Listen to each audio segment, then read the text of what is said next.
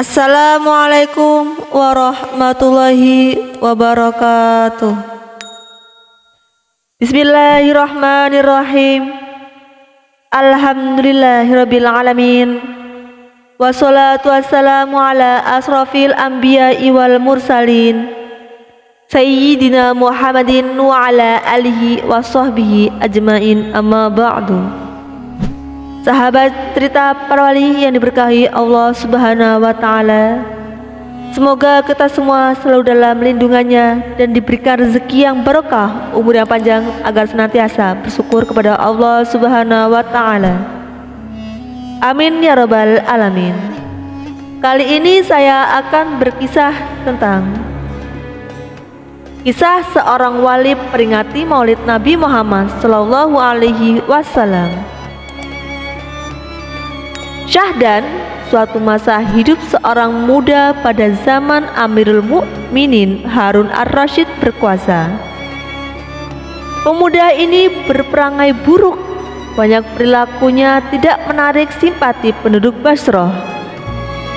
Ia bukanlah pemuda idaman masyarakat.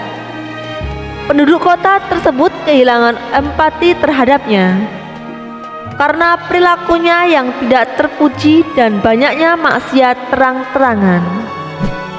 Ia kehilangan wibawa di tengah masyarakat. Penduduk memandang terendah kepadanya. Tak satu pun anggota masyarakat yang peduli kepadanya. Namun demikian, seorang muda ini selalu tampil lebih baik saat bulan Rabiul Awal tiba. Ia berdandan perlente.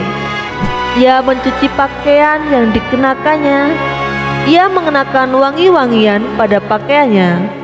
Rambutnya disisir dengan rapi. Ia bercermin untuk memastikan penampilannya yang terbaik. Apakah yang dilakukan pemuda ini selanjutnya? Di luar dugaan, ia mengadakan jamuan kenduri. Di tengah jamuan itu, ia meminta sejumlah penduduk untuk membacakan maulid atau sejarah kelahiran Nabi Muhammad SAW. Perjamuan kenduri semacam ini ia lakukan sepanjang usianya setiap kali bulan Rabiul Awal tiba. Setiap kali bulan maulid tiba, setiap kali itu juga ia berhias, berpakaian rapi, mengenakan parfum, menyisir rambut, menjamu penduduk, dan tentu saja meminta salah satu dari mereka untuk membacakan riwayat kelahiran Rasulullah SAW. Meski demikian, penduduk tidak mengubah pandangannya terhadap pemuda yang beralih senja. Mereka tetap memandang hina salah satu anggotanya ini. Hingga pada giliran Allah mencabut nyawanya, penduduk masih saja membencinya.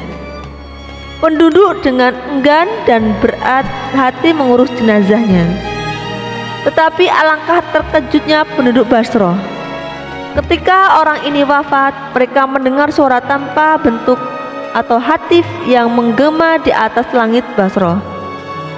Hai sekalian penduduk Basrah, saksikanlah jenazah salah seorang waliullah. Ia adalah seorang yang mulia di sisiku, kata suara tersebut.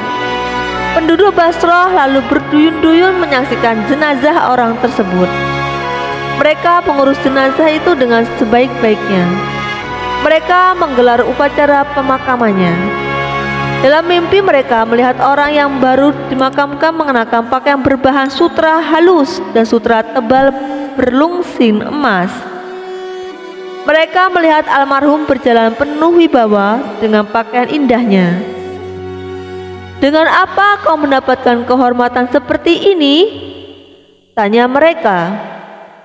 Berkat penghormatan terhadap hari kelahiran Nabi besar Muhammad SAW, jawab waliullah tersebut. Namun tahukah Anda bagaimana sejarah maulid Nabi itu berasal? Berbicara tentang sejarah maulid Nabi, maka yang dimaksud adalah perayaan memperingati hari kelahiran Nabi Muhammad SAW. Maulid Nabi selalu dirayakan setiap tahun pada 12 Rabiul Awal dengan skala besar oleh seluruh umat Islam. Maka sejak kapan perayaan Maulid Nabi ini dimulai? Mengacu pada catatan sejarah, ada dua versi cerita tentang asal-usul Maulid Nabi. Pendapat pertama menyebutkan bahwa sejarah Maulid Nabi dimulai oleh Khalifah dinasti Fatimiyah di Mesir, penguasa Mesir, sementara teori lain mengatakan Maulid Nabi pertama kali digagas oleh Salahuddin al-Ayyubi. Menurut Al-Makhrizi, ahli sejarah Islam, dalam bukunya Al-Khutat, mengatakan peringatan pertama Maulid Nabi Muhammad SAW diadakan sekitar abad ke-4 Hijriah oleh dinasti Fatimiyun yang bermadzhab Islam Syiah di Mesir. Dinasti Fatimiyah adalah penguasa di seluruh Mesir saat itu yang telah berkuasa sejak tahun 362 Hijriah. Raja pertamanya bernama Al-Mu'izz lid-Dinillah.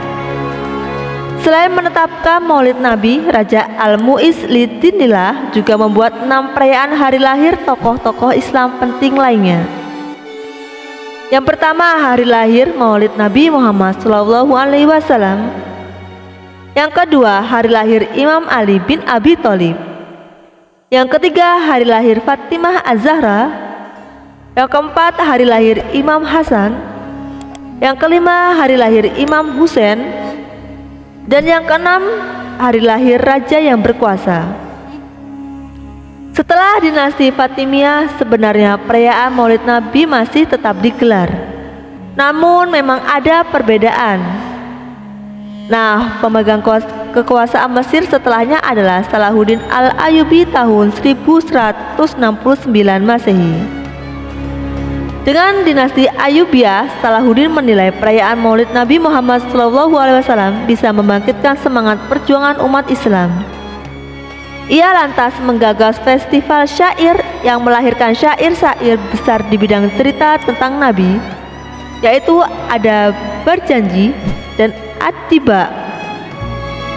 Perayaan Maulid Nabi setiap tanggal 12 Rabiul Awal semakin dikukuhkan ketika Salahuddin memberi instruksi hari besar tersebut kepada rakyatnya saat musim haji tahun 579 Hijriah atau 1183 Masehi.